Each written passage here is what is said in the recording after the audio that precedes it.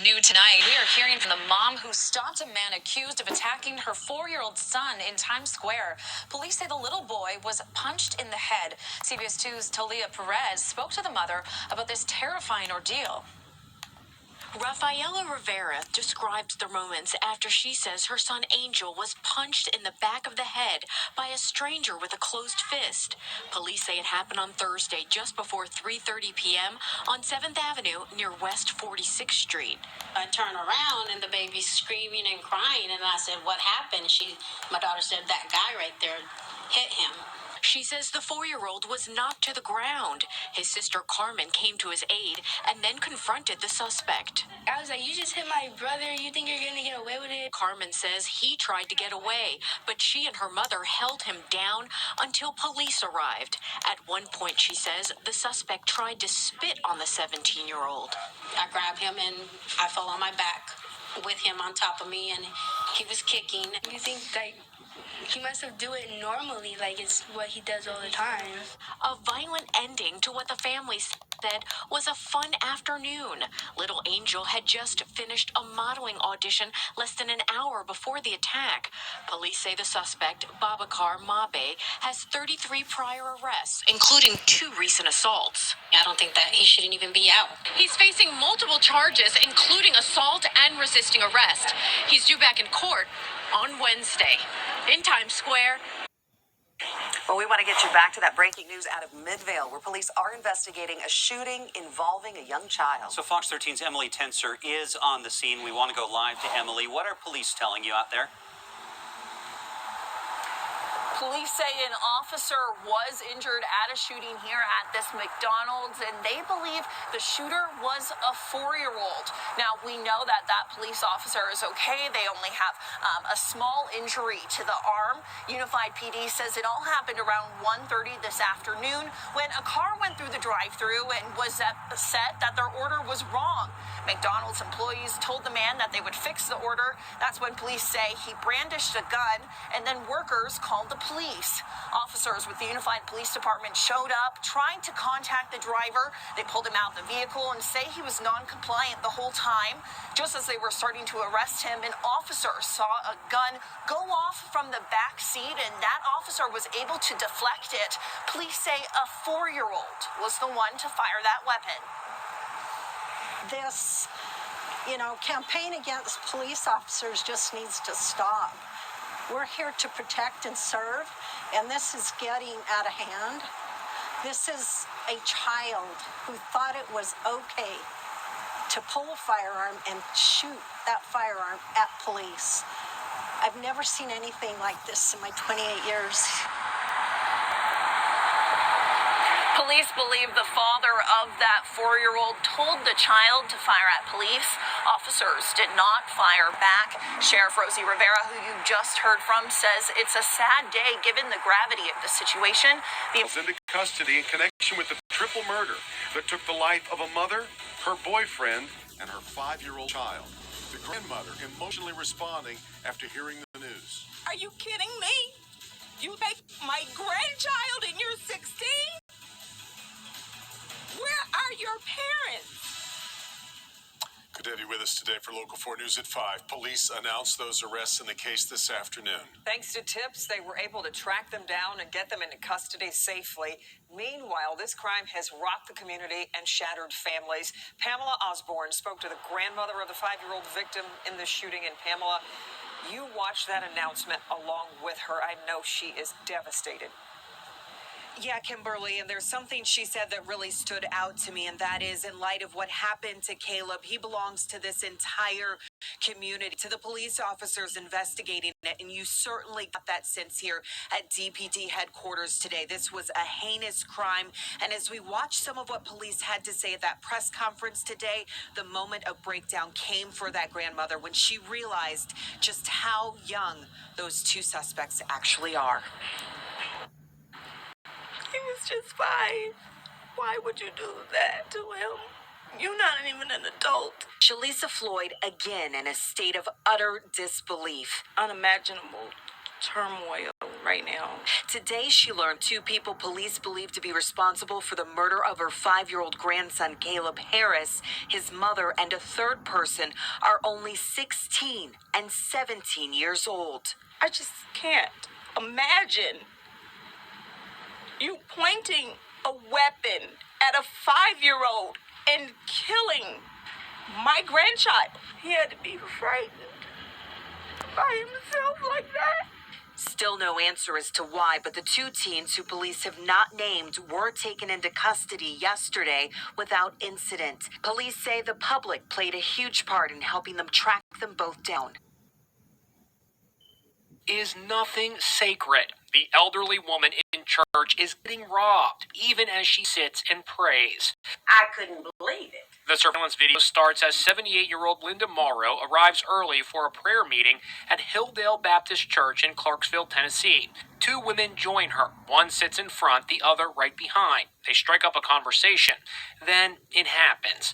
One stranger asks Linda to hold hands and pray together. Her head bowed and eyes closed, Linda is distracted. Cops say the woman behind reaches into her bag, takes out Linda's wallet, and helps herself to the cash and other items. Then she puts the empty wallet back in Linda's bag.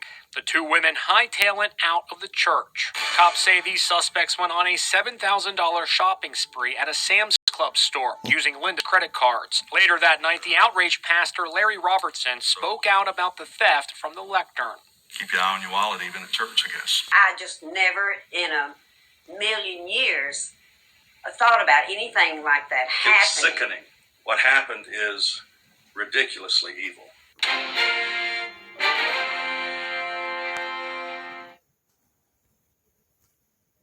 Subway station in Brooklyn. Police say that a man was slashed in the neck as he tried to exit the station around 7 o'clock tonight. The 35-year-old victim was taken to the hospital and is expected to survive. Police are searching for the suspect. This morning, police are asking for help identifying a group of suspects who attacked and robbed school bus company workers in Borough Park, Brooklyn. It happened around 6 o'clock Thursday morning in a school bus parking lot on 49th Street. One of the victims, a 70-year-old man, was repeatedly punched and kicked while on the ground. The robbers stole cell phone chargers from the buses and took off. The man who was attacked was taken to Maimonides Hospital in stable condition. Caught on camera, an all-out bowling alley brawl. The York County Sheriff's Office is looking for several people involved in a fight that erupted during what witnesses say was family gathering. Now, that video has since taken social media by storm, and our South Carolina Bureau Chief, Shakira Speaks, details what happened and what sheriff's deputies are saying about it. Chairs swinging in the air, women screaming, and fists flying. This was the scene of a bowling night at Strikers Family Sports Center in Rock Hill Friday night. Their motto is "Nothing beats bowling." Witnesses say it was a family event that escalated to a fight. During one part of the video, a man is seen tackling another man, and several people jumping in to hit him as well. Shortly after, the man in white repeatedly hits another man while another holds him. Towards the end of the video, a deputy is seen trying to get the fighters to stop, but he's unsuccessful. It's been shared several times on social media, catching the attention of York County Sheriff Kevin Tolson. He responded in a Facebook post saying, "Hey parents, where are you? This should not have happened. Do you know where your kid is? Do you know what they're doing? Watch this video.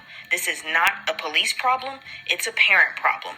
Wake up and make them responsible so law enforcement does not have to." Kevin. The sheriff's office says they need help from the community in identifying the people involved. A woman is in critical condition. As CBS 2's Natalie Dudridge explains, the attack comes as a city tries to increase safety in the subways. Video shows a man with a cane follow 57-year-old Nina Rothschild down the subway stairs. You see him kick her twice in the back. Then he pulls out a hammer and hits her on the head multiple times, steals her purse, and takes off. It's sad. It's horrible.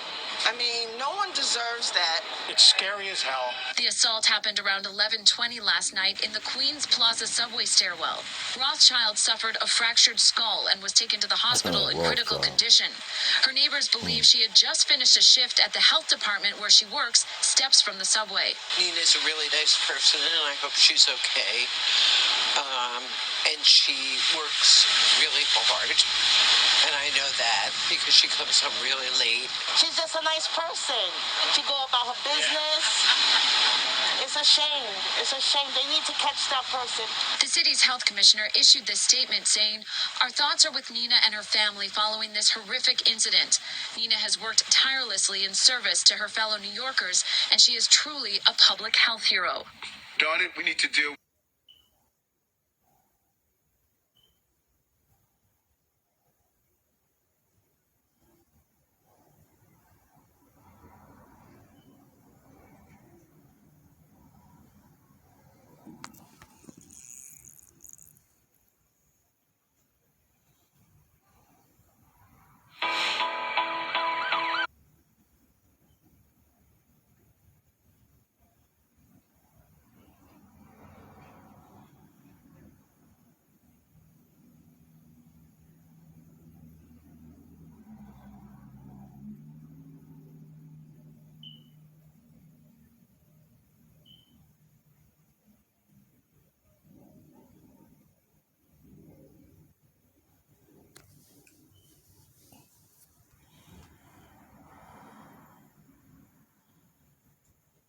A disagreement over the price of a haircut leads to some scary moments inside a New Jersey barbershop. A man is caught on camera pouring gas all over that shop. Employees say he wanted to set the place on fire, but they were not about to let that happen.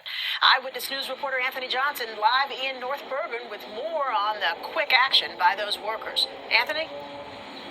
And we have to underscore the fact that that was really quick action.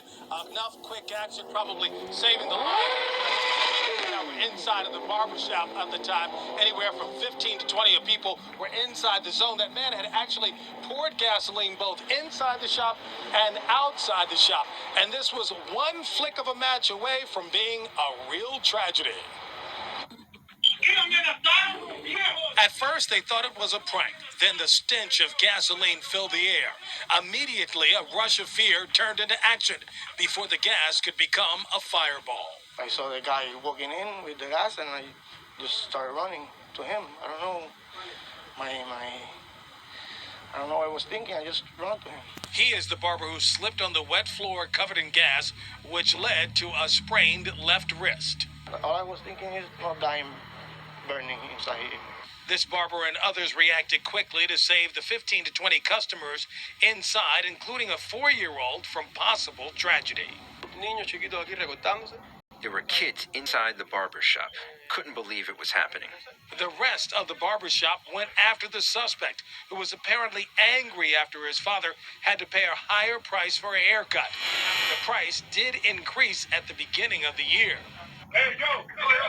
The suspect was held until police arrived. Humberto Venegas was arrested after telling cops his father was threatened with a pair of scissors while getting a haircut.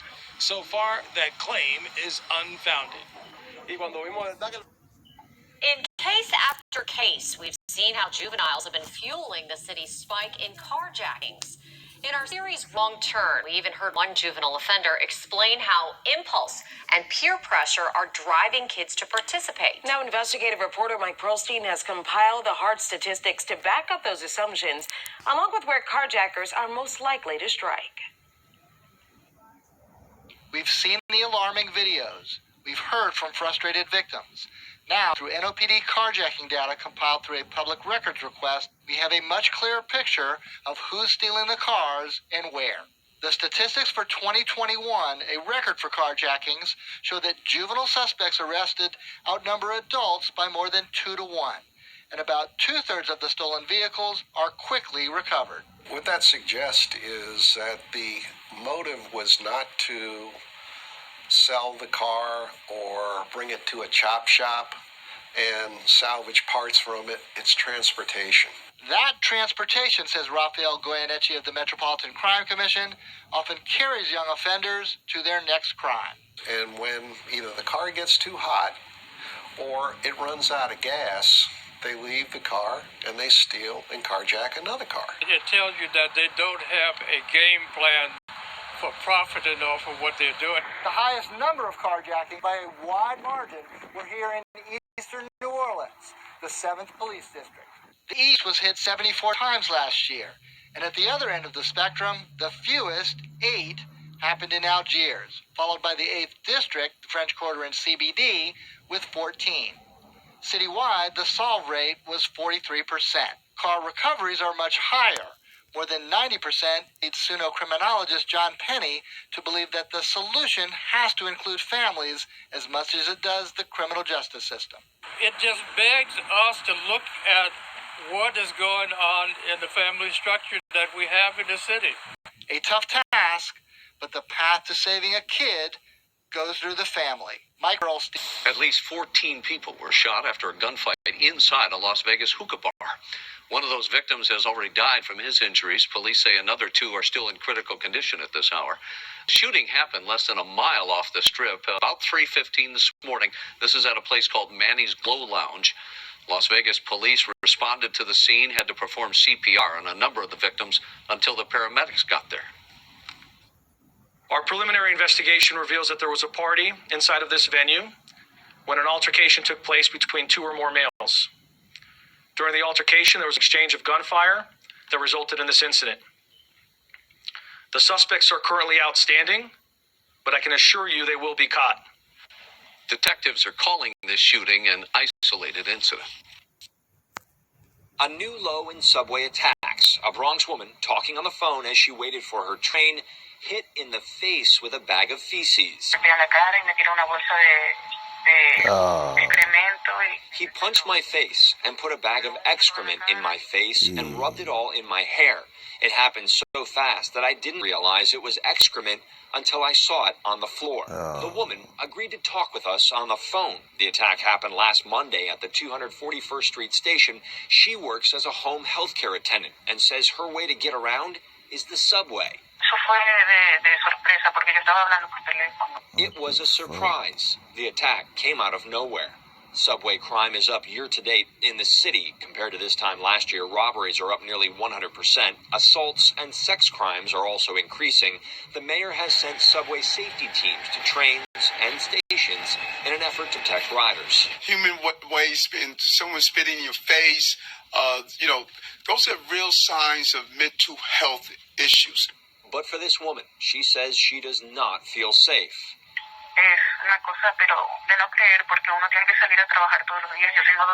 This is so hard to believe because I have to work and use the subway every day. 2 days after the excrement attack, another man harassed me at a subway station in Brooklyn. Thanks for watching our YouTube channel. After a dismembered body was found in Brooklyn. Police say they responded around 1:45 this morning to a report of possible body parts found near Pennsylvania and Atlantic Avenues in East New York. And when they arrived, officers found an adult woman's torso stuffed into a bag that had been placed inside a shopping cart. The city medical examiner will now determine the cause of death.